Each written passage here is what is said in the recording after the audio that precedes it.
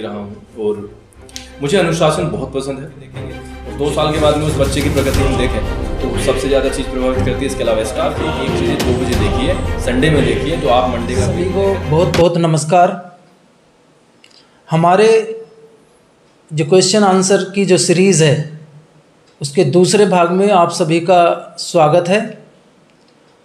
हम चाहते हैं कि आप इस सीरीज़ का जो दूसरा भाग है उसे भी ध्यानपूर्वक सुने और उसे जाने कि स्कूल के बारे में हम लोगों की क्या प्लानिंग्स हैं। आज हमारे इस कार्यक्रम में उपस्थित हैं मिस्टर दीपक कुमार, जो हर समय बच्चों के हित के बारे में सोचते हैं और कुछ ना कुछ नया उन्हें देने की कोशिश करते हैं। तो हम आज जानना चाहेंगे दीपक जी के विचारों के द्वारा कि वो बच्चों को इस सेशन में कौन कौन सी नई नई चीज़ें देना चाहते हैं जिससे बच्चे जहाँ भी आज स्थिति में हैं उससे आगे चलें।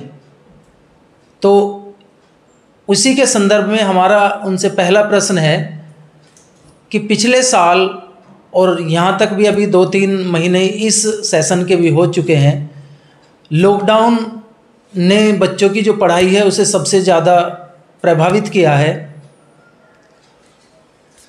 मैं जानना चाहूँगा उनके द्वारा कि इस सेशन में उनकी बच्चों के लिए क्या क्या प्लानिंग है जिससे बच्चों के रिज़ल्ट को सुधारा जा सके, जिससे कि स्कूल को आगे ले जाने का काम किया जा सके। मैं जानना चाहूँगा डिटेल में कि उनके मन में बच्चों के लिए क्या क्या चीज़ें हैं जिसे वो इस साल आजमाना चाहेंगे। मिस्टर दीपक कुमार। सबसे पहले तो मेरा आपके दर्शकों को नमस्कार, सभी अभिभावकों को नमस्कार, क्योंकि उन्हीं के कारण आज जेनेटिक यहाँ पर है। और अमरीश जी, जो आपने पहला क्वेश्चन किया है कि किस तरीके से हमारी प्लानिंग है, प्लानिंग एक्चुअली क्या है, जब हम कोई भी चीज़ करते हैं तो प्लानिंग उसके अनुरूप ही चेंज हो जाती है। अभी मेरी तो पर्सनल लेवल पर यह प्लानिंग है कि हम किस तरीके से एक बच्चे की मानसिकता को चेंज करें, क्योंकि बच्चे की जो मानसिकता है वो पढ़ाई से शिफ्ट होकर के वो पहुंच गई है सीधा सीधा गेम्स में। जैसे कि आप समझ सकते हैं कि पिछले साल ऑनलाइन एजुकेशन का जो इतना बड़ा एडवर्टाइजमेंट हुआ है, तो उससे एक एक्सेस मिल गया है उन सभी बच्चों को मोबाइल को हाथ लगाने का। मेरा विचार यह कहता है कि मोबाइल ही बच्चे का सबसे बड़ा दुश्मन है। और क्योंकि पिछले साल लॉकडाउन हुआ और उसके बाद में पढ़ाई करानी थी, गार्जियंस को भी सपोर्ट मिला सरकार के द्वारा और मोबाइल बच्चों के हाथ में पहुंच गया। अब मुसीबत ये है कि वो जो मोबाइल है वो पढ़ाई के लिए दिया गया था, लेकिन वो दूसरी एक्टिविटी में यूज़ हुआ है। सबसे पहला जो मेरा पर्सनल लेवल पर टारगेट है वो ये है कि उन बच्चों की मानसिकता को ट्रैक पे लाया जाए। अब उसको लाने में भी काफ़ी समय लग जाएगा। ये पिछले 1-1.5 महीने का मेरा अपना पर्सनल एक्सपीरियंस रहा है, क्योंकि बच्चा आज के टाइम में पढ़ना नहीं चाहता है।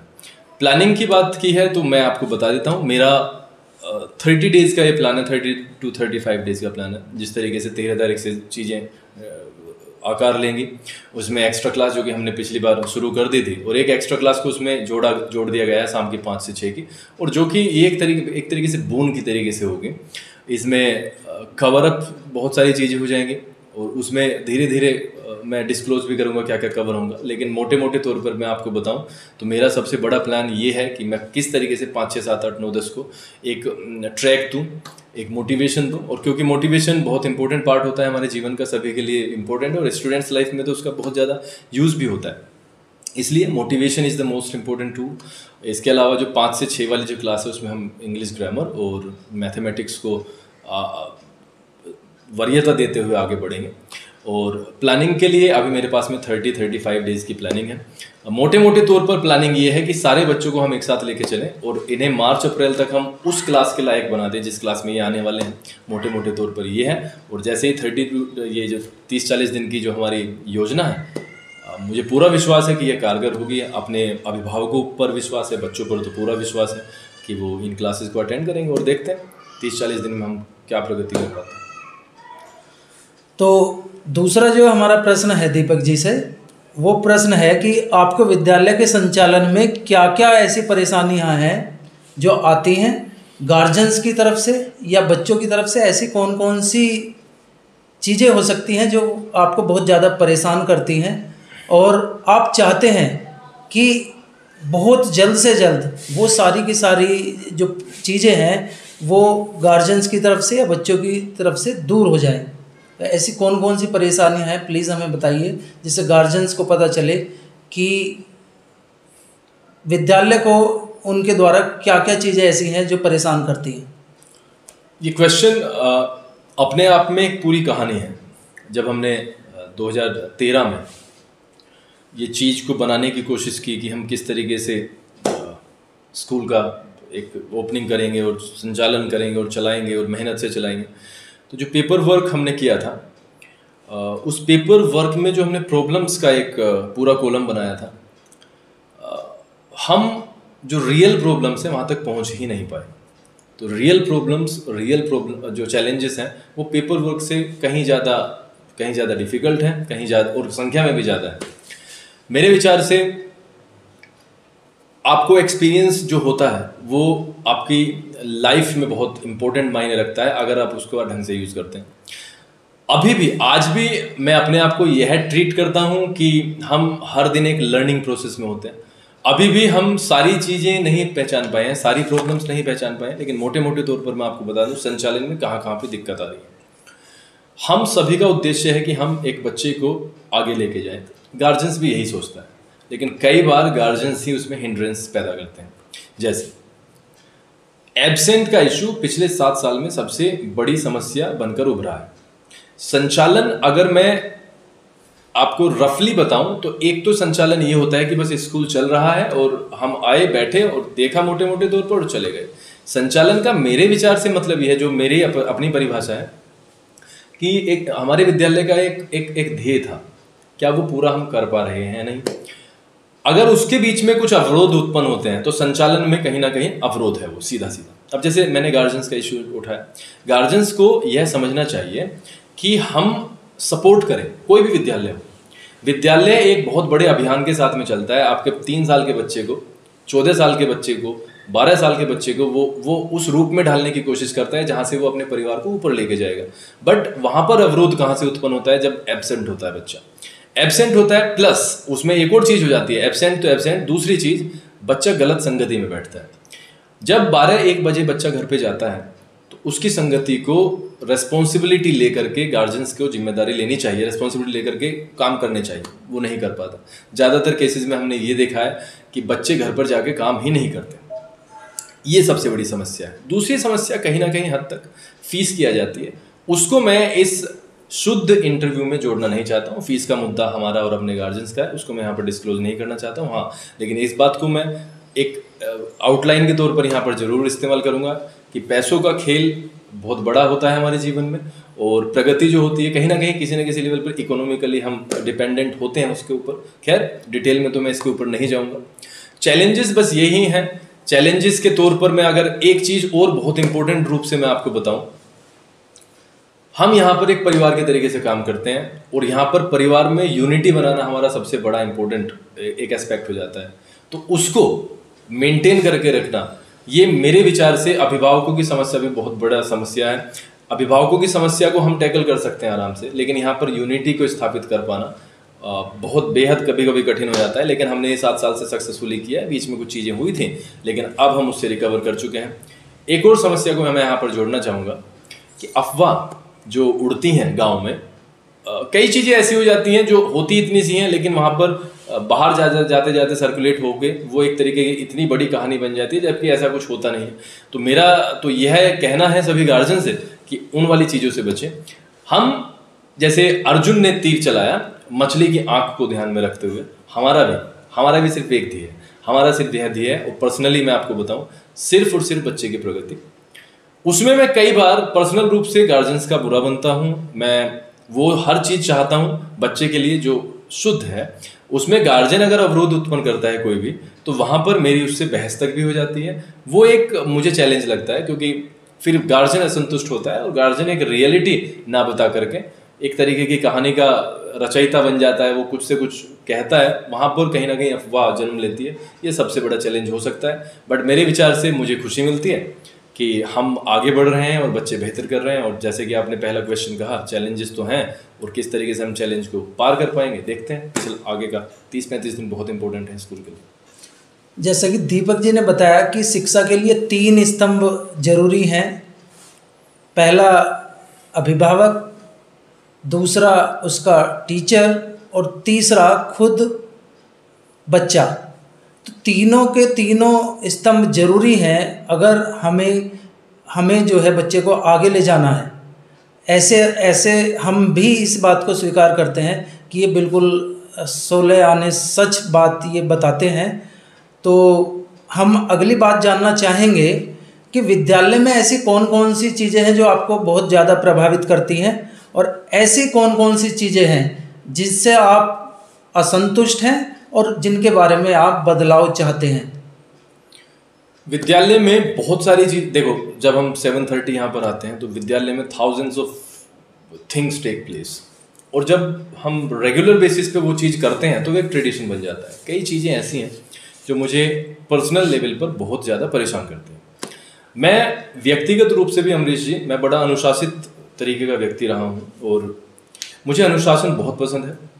मुझे लगता है कि अनुशासन से व्यक्ति का जीवन सुधर जाता है, व्यक्ति के जीवन को एक उड़ान मिलती है। और मैं ये चाहता हूँ कि जब जेनेटिक के ये पार्ट हैं लेके आपसे और पूरा स्टाफ और जो बच्चे हैं ऑब्वियसली वो अनुशासित बच्चे बने। मैं ये नहीं कहता कि मैं उन पर पाबंदी लगाता हूँ, बट मैं चाहता हूँ कि चीज़ें बहुत ज़्यादा पैटर्न में वो हों।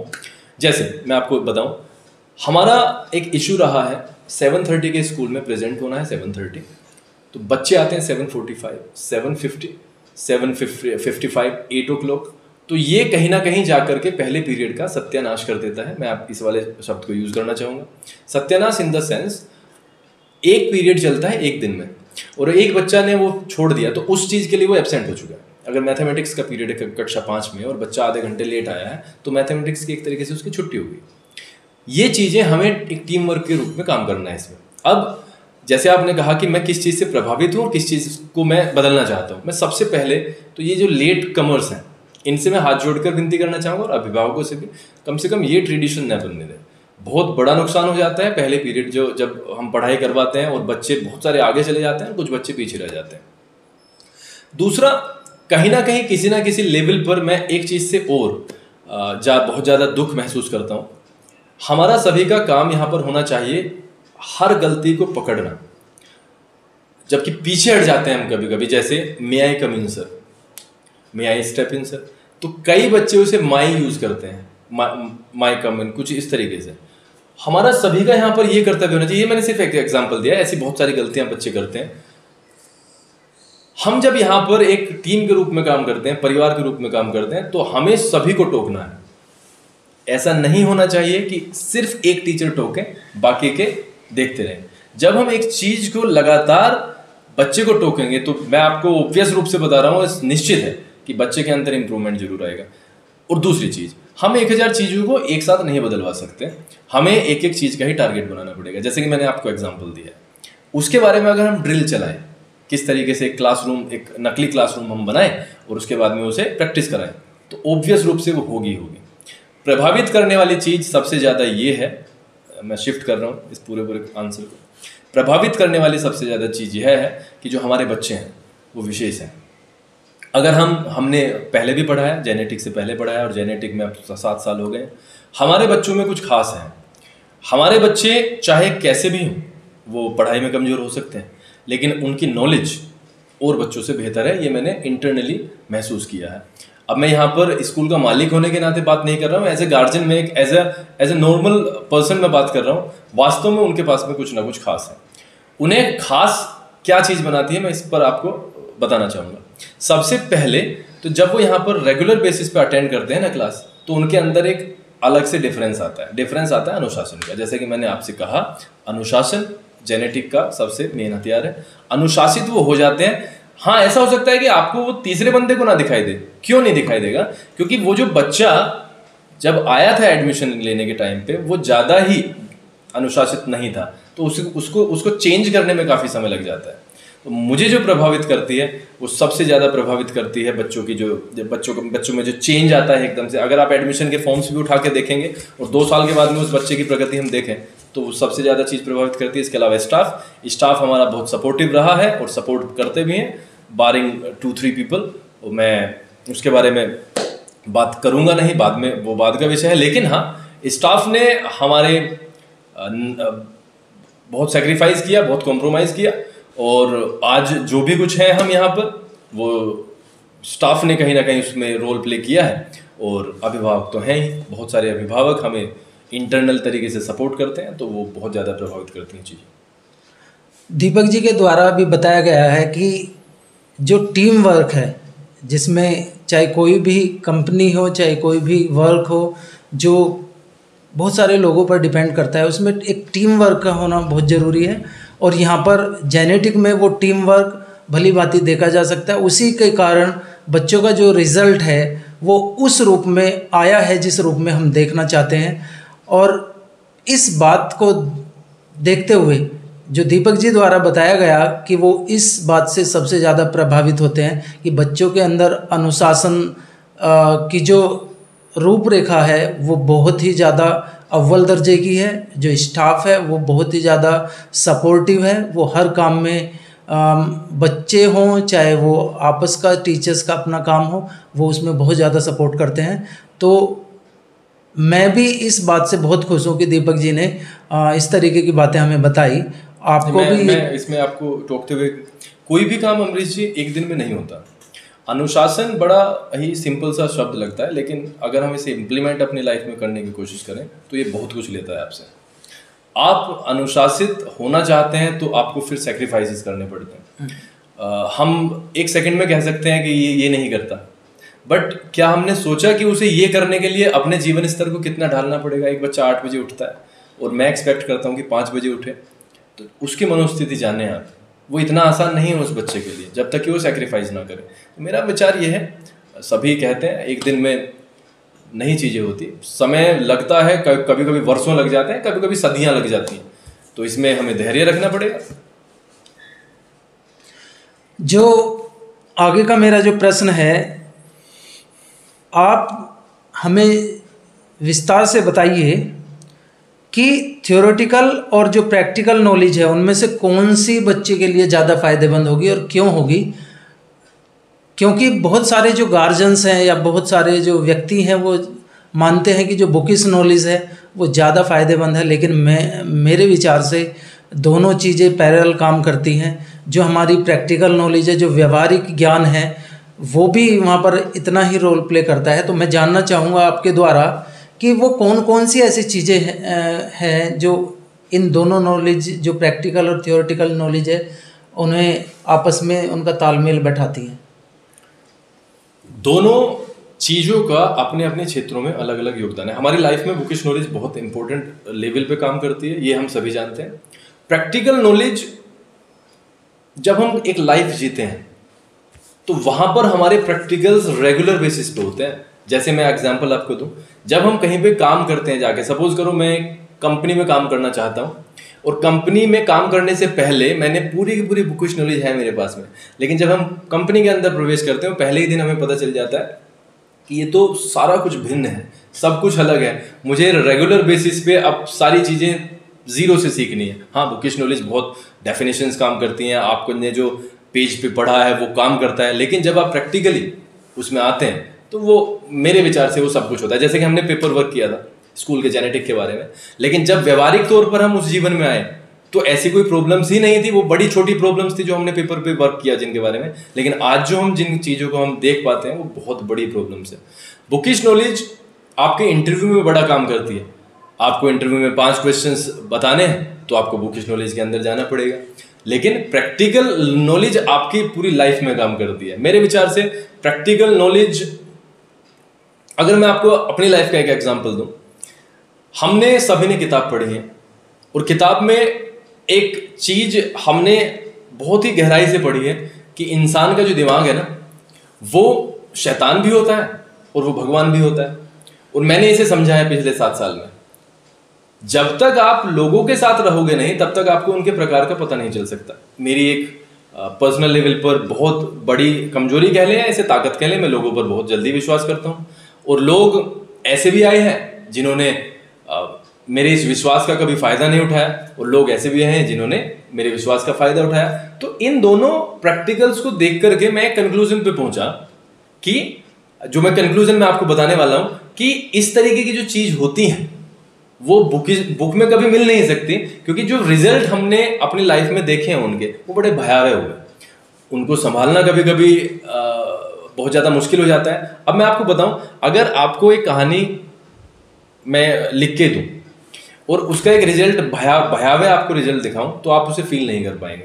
लेकिन जब आप उसे जीते हो तब आपको पता चलता है कि वो कितना ज़्यादा भयंकर विनाशकारी हो सकता था। जैसे स्कूल में जब हम काम करते हैं 15-20 बंदों के साथ में, तो हर तरीके का यहाँ पर स्टाफ आता है, हर तरीके का गार्जियन आता है, तो उसे देख करके हमें एक शिक्षा मिलती है। ये प्रिंटर रखा हुआ है हमारे सामने। बुकिश नॉलेज से आप इसे ठीक कर नहीं सकते, आप इसकी इंक तक नहीं भर सकते अगर आपको बुकिश नॉलेज है, जब तक कि आप इसका कार्ट्रिज निकाल करके उसके पूरे के पूरे सिस्टम को ना खोल के देखें, तब तक आप कहीं ना कहीं किसी ना किसी लेवल पर विश्वास नहीं होगा, आपको आत्मविश्वास की कमी होगी। हाँ, बुकिश नॉलेज पूरा काम करेगी, लेकिन असली नॉलेज कब होगी? जब आप एक बार इसीलिए लेबोरेटरी होती हैं, लैब्स होती हैं, प्रैक्टिकल क्लासरूम्स होते हैं। तो मेरे विचार से दोनों ही, जैसे आपने कहा, समानांतर रूप से काम करती हैं और हमें दोनों पर ही बढ़ावा देना चाहिए। जैसे कि हम जेनेटिक में, मेरा टारगेट ये भी है, जेनेटिक में हम ड्रिल्स चलाएंगे। कैसे? गार्जियंस की शिकायत होती है कि सर बच्चा ना नमस्ते नहीं करता, तो हम यहाँ पर हम उन्हें लगातार कहते हैं बच्चों नमस्ते करनी चाहिए, नमस्ते करनी चाहिए, पैर छूने चाहिए। लेकिन अब हम उसे प्रैक्टिकल करके दिखाएंगे। हम एक पूरा का पूरा यहाँ पे सेटअप तैयार करेंगे जहाँ पर उसके घर का माहौल होगा। वहाँ पर हम एक्टर्स को भी बैठाएंगे, 4-5 आदमियों को, और उन्हें अपने रोल्स देंगे। बच्चा स्कूल से घर पर जाने की एक्टिंग करेगा और देखते हैं क्या व्यवहार करता है, उसे पूरा का पूरा सिखाया जाएगा। तो practical knowledge is great. Bookish knowledge के बिना भी हमारा जीवन अधूरा है, क्योंकि नौकरी हमें पानी है, अपने परिवार को भी सपोर्ट करना है। तो दीपक जी ने अभी हमें जैसे बताया कि प्रैक्टिकल नॉलेज तो है ही, जो उसका तो कोई जवाब ही नहीं है, लेकिन प्रैक्टिकल नॉलेज जब तक नहीं आ सकती जब तक कि हम बुक्स को ना पढ़ें। बुक्स में बहुत सारी चीज़ें लिखी हुई हैं, उन्हीं चीज़ों को हमें अपने देखो, दो चीज़ें होती हैं। सपोज करो मैं किसी की सहायता नहीं लेता तो मुझे बुक पढ़नी पड़े। जैसे कार्ट्रिज का मैंने एग्जांपल दिया, कार्ट्रिज को अगर मैं पूरी की पूरी कार्ट्रिज के एक पूरा जो कंटेंट दिया होता है उसे पढ़ूँ, तो मुझे कहीं ना किसी लेवल पर ज्ञान हो जाएगा।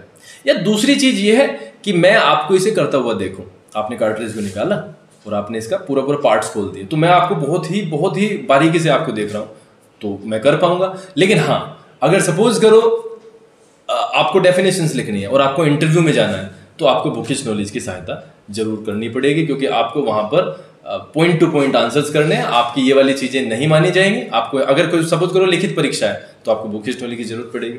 लेकिन प्रैक्टिकल में आप सपोज करो इसको आपको ठीक करना है, या आपको मोबाइल को आपको ठीक करना है, तो आपका ये ज्ञान बहुत इंपॉर्टेंट है कि आपने किसको देखा, किस तरीके से देखा।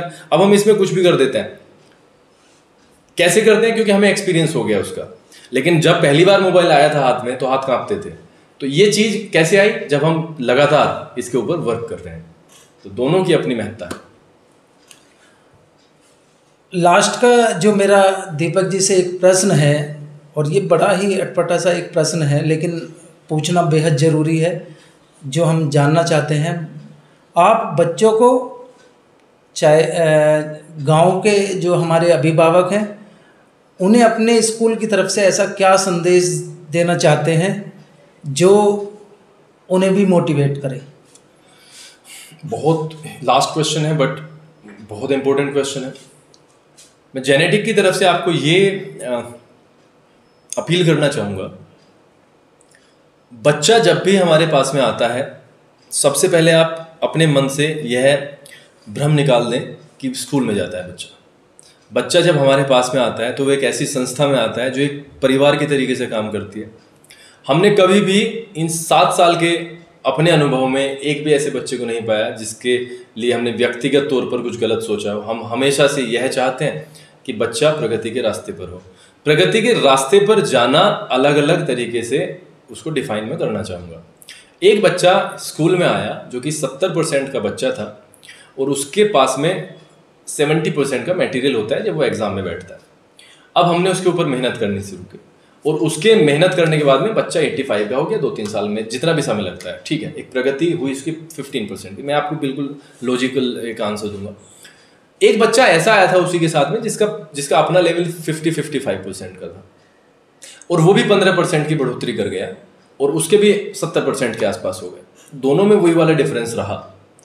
अब गार्जियन क्या सोचते हैं, कंपेयर करना शुरू करते हैं। तुलना एक श्राप है। जब हम तुलना के चक्कर में पड़ते हैं तो हम अपने ही बच्चे की हिम्मत को तोड़ना शुरू करते हैं, जबकि ऐसा होना चाहिए जो भी बच्चा करता है उसकी हिम्मत को हमें बढ़ाना चाहिए, उसे एनकरेज करना चाहिए, उसके डिस्करेज तो कभी भी ना करें। अगर पड़ोस का बच्चा 100% लेके आया है तो मेरे विचार से आपके बच्चे की कोई गलती है नहीं। हाँ, अगर उसने मेहनत नहीं की है तो उसकी गलती है। मेहनत करने के बावजूद अगर उसके नंबर कम आए हैं तो उसको डिस्करेजमेंट की तो मेरे विचार से कोई आवश्यकता नहीं है। दूसरी अपील, दूसरा निवेदन मेरा उन गार्जियन से होगा, सभी से, बच्चों के लिए एक हेल्दी माहौल वो घर पर बनाए। बच्चा गाली देता है, अब ये निश्चित है, हम सभी स्कूल में गए हैं, कम से कम ये तो निश्चित है कि पीरियड जो चलते हैं स्कूल में गालियों के तो चलते नहीं है। तो इसका ये सिंपल सी चीज़ का मतलब ये हो गया कि वो कहीं ना कहीं सीखा है, उसको हम ट्रैक करें, स्कूल के लेवल पर ट्रैक करें या घर के लेवल पर। मैं 95% तौर पर बता रहा हूँ, पड़ोस में जब वो जाता है बच्चा इधर उधर देखने या खेलने, जब वो ये सारी चीज़ें सीखता है और वो फिर सिखाता है सबको। तो हमारी दूसरी जिम्मेदारी यह बनती है कि हम अपने बच्चों को ये ट्रैक करें कि हमारे बच्चे की संगति क्या हुई है। तीसरी चीज, स्तंभ, जैसे आपने 3 का जिक्र किया, तीनों के तीनों स्तंभ की महत्ता को समझें। एक भी स्तंभ, अगर जैसे अब लॉकडाउन सिचुएशन है, अब हमें तीनों स्तंभों की जरूरत है। लॉकडाउन ना होता तो हम एक बार को गार्जियन को इग्नोर कर सकते हैं, लेकिन अब हाल फिलहाल की स्थिति यह है, अगर गार्जियन सपोर्ट नहीं करेगा तो बच्चे का उस लेवल पर नहीं पढ़ पाना तय है। चौथी चीज का मैं यहाँ पर जिक्र करना चाहूँगा, जब गार्जियन एक स्कूल के सपोर्ट में खड़ा होता है या स्कूल के खिलाफ खड़ा होता है तो उसका उसी के बच्चे पर प्रतिकूल और अनुकूल प्रभाव पड़ता है। कैसे? जब बच्चा यहाँ पर पढ़ता है और आप जानबूझकर एक स्कूल के ऊपर ब्लेम करना शुरू करते हैं, जबकि हम तीनों का लक्ष्य क्या है? हम तीनों का लक्ष्य है बेहतर शिक्षा प्राप्त करना और बेहतर परिणाम प्राप्त करना। लेकिन जब हम ब्लेम गेम में पढ़ते हैं तो उससे सीधा फर्क बच्चे के ऊपर पड़ता है। संदेश के तौर पर मैं आपसे सिर्फ यही कहना चाहूँगा, आपने जो विश्वास हमारे ऊपर जितना भी दिखाया है वो अपार है, उसके लिए कृतज्ञ हैं। मेरा सिर्फ यही संदेश है कि आप अपने घर पर एक हेल्दी वातावरण तैयार करें। अगर आपने गलती 12 बजे, 1 बजे, 2 बजे देखी है, संडे में देखी है, तो आप मंडे का वेट न करें। आप भी एक टीचर हैं, आप उसके माता पिता हैं। मेरे विचार से हर एक आदमी एक टीचर होता है, वो सिखाता है, और आप तो उसके माता पिता हैं, तो आप बहुत सारी चीज़ों को वहाँ पर सही कर सकते हैं। जैसे आपका बच्चा 3 घंटे से पिछले मोबाइल देख रहा है तो उसमें टीचर की जरूरत नहीं, आप एक एक्शन लें और स्ट्रिक्ट एक्शन लें। हार्श होना पड़े तो हो, आप लाड प्यार करें अपने बच्चे को पढ़ाने में, पहनाने में और खिलाने में, उसके शौक भी पूरे कराएं। लेकिन जब एजुकेशन का मामला हो तो कॉम्प्रोमाइज़ बिल्कुल ना करें, वहाँ पर लाड प्यार की कोई बात उठती नहीं है। होमवर्क पे सबसे ज़्यादा ध्यान दें, और जो गार्जियन थोड़े से भी लिटरेसी की तरफ है, मैं उनसे ये रिक्वेस्ट करना चाहूँगा, संदेश भी मेरा ये है कि बच्चों को सबसे ज़्यादा रीडिंग और बच्चों के लिए सबसे ज़्यादा राइटिंग पे वो ध्यान दें। आप उनसे रीडिंग कराएं, किताब उठवाएं और कहें कि आप मेरे सामने लाउडली रीड करें। आप देखना बहुत ड्रामेटिक रूप से चेंज आएगा। मेरा यही संदेश है। बाकी शुभकामनाएं आप सभी के साथ हैं। बहुत ज़्यादा हम मेहनत करने वाले हैं इस सेशन में, और देखते हैं 30-35 दिन हमारे लिए बहुत ज़्यादा इंपॉर्टेंट होने वाले हैं, और भविष्य के लिए सभी को शुभकामनाएं। दीपक जी ने सभी सवालों के जो जवाब हैं बड़ी बेबाकी से और बड़े शानदार तरीके से यहाँ पर दिए हैं। हमारे मन में बहुत सारे ऐसे विचार होते हैं जो गार्जियंस तक नहीं पहुँच पाते, तो उसी के मद्देनज़र हमने ये वाली जो सीरीज़ है वो चलाई है, जिससे कि ज़्यादा से ज़्यादा स्कूल की बातें गार्जियंस को पता चले। हमारे मन में बच्चों के प्रति और गार्जियंस के प्रति क्या भावनाएं हैं वो गार्जियंस को पता चले, उसी के मद्देनज़र ये सीरीज़ चलाई गई है। आने वाले समय में इस तरीके की जो इंटरव्यूज़ हैं वो बच्चों के भी आप देखेंगे, बच्चों के मन में टीचर्स के लिए, पेरेंट्स के लिए क्या भावनाएं हैं वो हम आने वाले समय में देखेंगे। तो बहुत बहुत धन्यवाद दीपक जी का कि उन्होंने सारे प्रश्नों के सारे सवालों के जो जवाब हैं बड़े सही तरीके से दिए, और हमें इस बात की खुशी है कि हम जेनेटिक के एक पार्ट हैं और हम बच्चों को आगे ले जाने के लिए काम करते हैं। बहुत बहुत धन्यवाद। नमस्कार सभी को।